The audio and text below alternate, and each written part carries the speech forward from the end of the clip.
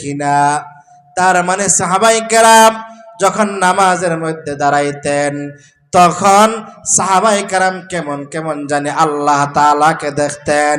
মিশকাত শরীফের প্রথম হাদিসের নাম হলো হাদিসে জিবরাইল। মিশকাত শরীফের হাদিসের মধ্যে আল্লাহর পয়গম্বরের সামনে জিবরাইল আলাইহিস সালাতু ওয়াস সালাম আসিয়া ডাক দিয়া বলে, ক্বালা ফাখবিরনি আনিল ইহসান। ওগো পয়গম্বর, ইহসান সম্পর্কে আপনি আমাকে একটু খবর দেন। পয়গম্বর ডাক দিয়া বলে, আন তা'বুদাল্লাহ কাআন্নাকা তারাহু ফাইল্লাম তাকুন তারাহু ফাইন্নাহুম ইয়ারাক। জোরে বলেন আল্লাহু আকবার। পয়গম্বর ডাক দিয়া বলে, ইহসান হলো ওই জিনিস যখনই তুমি নামাজের মধ্যে দাঁড়াইবা, আন তা'বুদাল্লাহ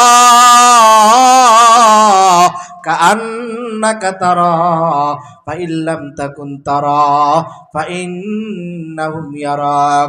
যখনই তুমি নামাজের মধ্যে দাঁড়াইবা তখনই তুমি মনে করবা তখন আমি আল্লাহ তাআলাকে দেখতেছি।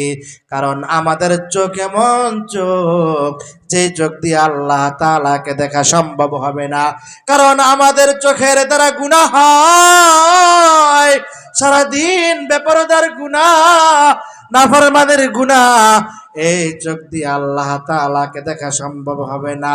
আল্লাহর পয়গম্বর এই হাদিসে জিবরাইলের মধ্যে জানায় দেন, কান্নাকা তারাহু ফাইল্লাম তাকুন তারাহু ফাইন্নাহুম ইয়ারাক।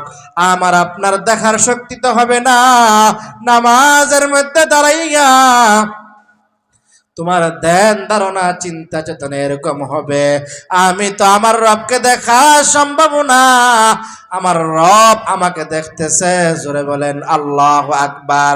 তার মানে সাহাবায়ে কেরাম আল্লাহ তাআলাকে দেখা জান্নাত দেখা আল্লাহ রাব্বুল আলামিনের গোলামি করছে। ওই যে জোরাই যে উনি একজন বুজুর্গ ওলি ছিলেন, ওলি কামেল ছিলেন, নামাজের মধ্যে দাঁড়াইছে। এবার মাও ডাক দেয়, নামাজ পড়ে মুশকিলাতের মধ্যে পড়ে গেছে। নামাজের মধ্যে দাঁড়াইয়া কোরআন কারিমে তেলাওয়াত করে আল্লাহর পয়গম্বর জানায় দেয়, এই কোরআন তো শুধু কোরআন নয়, এই কোরআন তেলাওয়াত করা